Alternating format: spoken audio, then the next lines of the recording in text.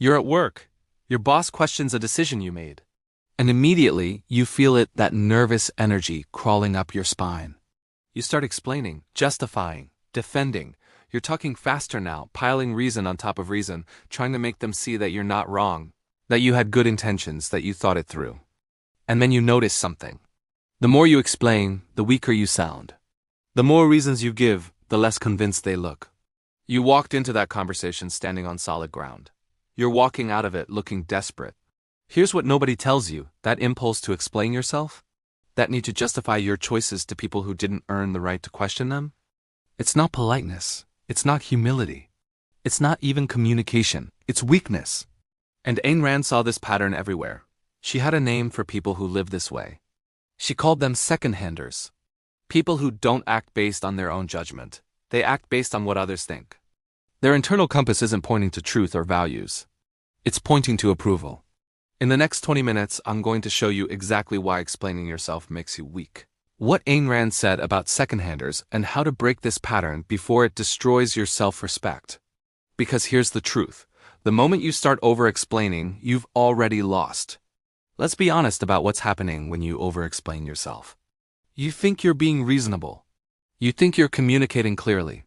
You think if you just give them enough context, enough background, enough reasons, they'll understand and approve. But that's not what's actually happening. What's actually happening is this: you're handing over your power. You're taking something you decided based on your judgment, your values, your assessment of reality, and you're putting it up for a vote. You're saying, I made this choice, but I need you to validate it before I can feel okay about it. And here's the problem. The people you're explaining yourself to, they didn't ask for this. They don't want a dissertation on your decision-making process. And more importantly, they're not qualified to judge you because they're not living your life. But there's something deeper going on. Something most people never identify. When you over-explain, you're not just seeking approval. You're revealing that you don't trust your own judgment. You're broadcasting to the world that your decisions are negotiable, that your values are up for debate, that you're willing to abandon your position if enough people frown at it. Ayn Rand saw this everywhere. In relationships, in business, in politics. People constantly betraying their own judgment because they couldn't stand the thought of someone disapproving. People who had good ideas, sound reasoning, solid values, but they crumbled the moment someone raised an eyebrow. And the result? They lived their entire lives as followers, never leaders, never creators, never truly themselves. Because the moment you make other people's approval more important than your own judgment, you've stopped being a first-hander. You've become a second-hander. And second-handers don't build lives. They borrow them. So what exactly is a second-hander? Ayn Rand introduced this concept most powerfully in The Fountainhead, and she was brutally clear about it. A second-hander is someone who doesn't live from their own judgment. They live from other people's judgment. Their self-worth doesn't come from their own achievements, their own values, their own rational assessment of reality. It comes from what others think of them. Now, here's where most people get confused. They think Rand was talking about people who care what others think. That's not it. Everyone notices what others think. That's just awareness. A second-hander is someone whose sense of identity depends on it. Let me break this down.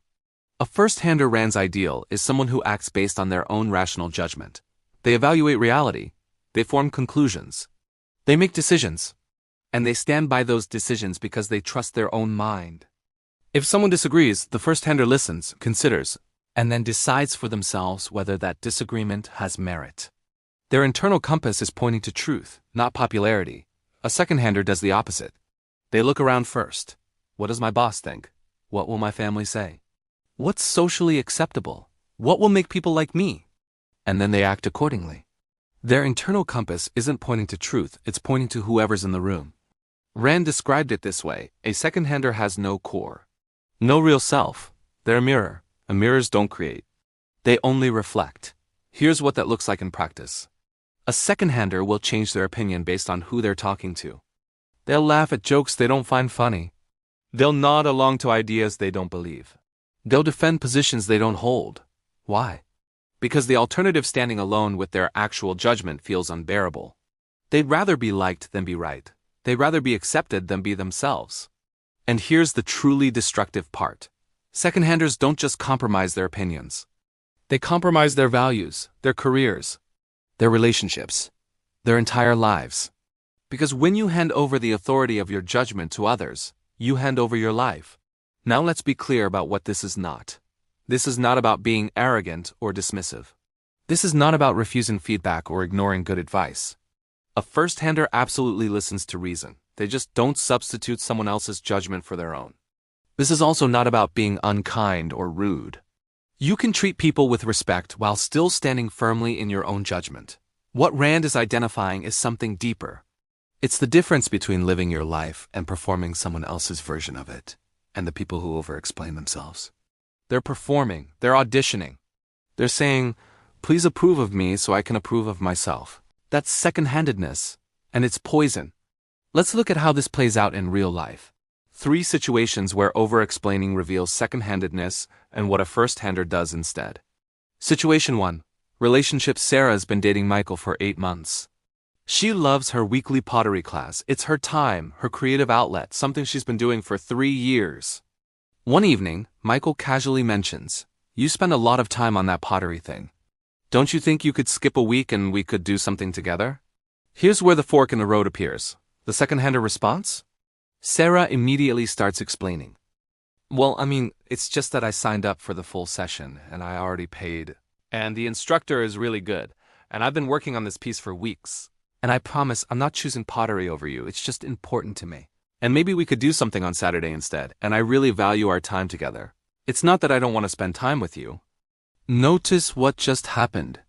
Sarah took something she values, her creative practice, and turned it into a courtroom defense. She's justifying, pleading, explaining why she deserves to keep doing something that was never up for debate in the first place. And Michael, he didn't demand anything. He made a comment, but Sarah heard it as a challenge to her right to make her own choices. So she's now performing for his approval. The first-hander response? "I love pottery class. It's staying in my schedule. Let's plan something for Saturday." No explanation. No justification. No apology. Just a clear statement of value and a solution. Rand lens. Ayn Rand would say that Sarah's over-explaining reveals she doesn't believe she has the right to her own time. She's acting as if her values need external permission to exist. A rational person doesn't negotiate their core values with someone who hasn't earned decision-making authority over their life. Michael isn't her judge. He's her partner. And partners respect boundaries. They don't require dissertations to tolerate them. Situation 2. Family. David just got promoted. Big raise. New responsibilities. He's excited. He calls his parents to share the news. His father's response? "That's great, son. But with that kind of job, you're going to be working long hours. When are you going to settle down and give us grandkids?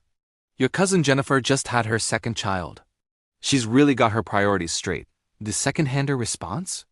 David spirals into explanation mode. "Well, Dad, I know it seems like I'm focused on work, but this promotion actually sets me up for the future.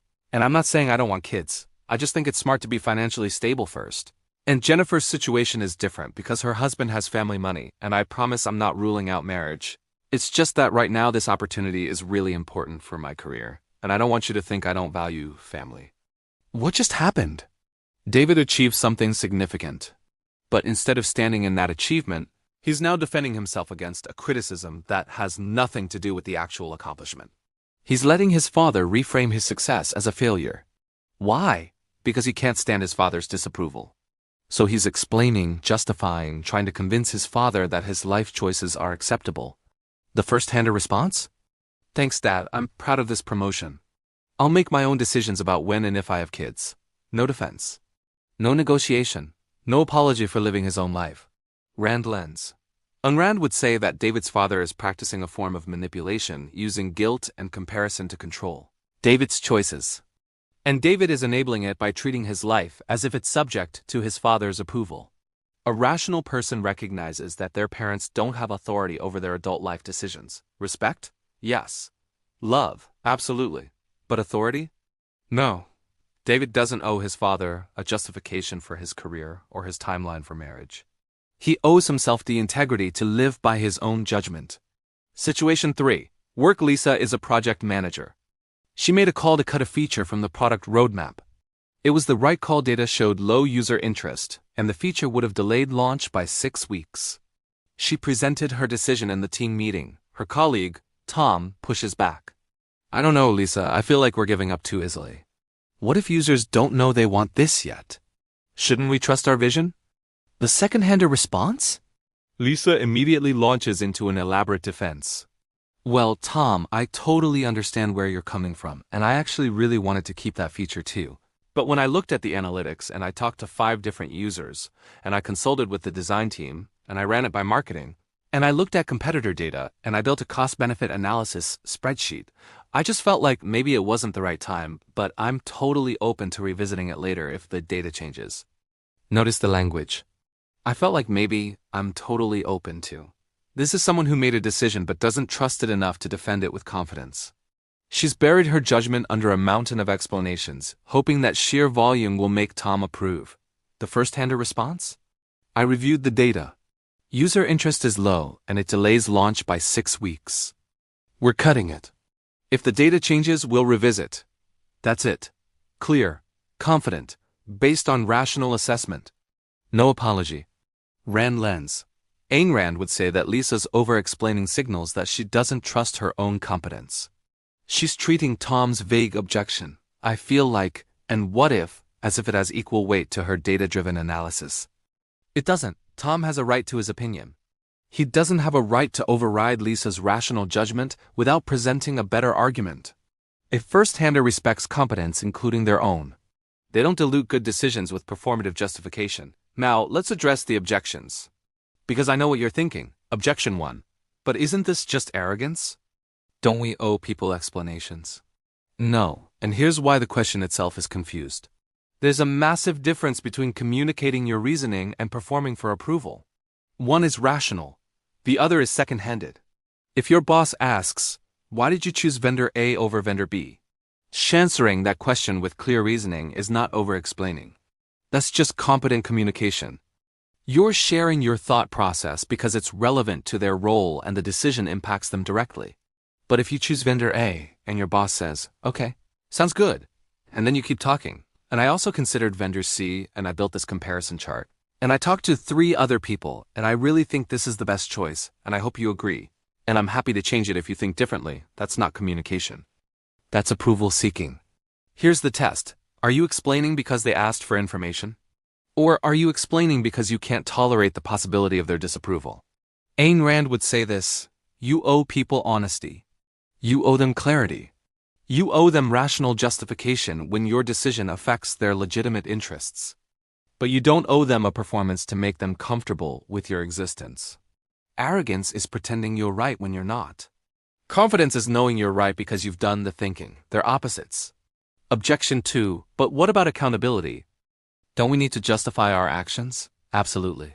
But accountability is not the same as approval seeking. Accountability means you're responsible for the outcomes of your decisions. If you make a bad call, you own it.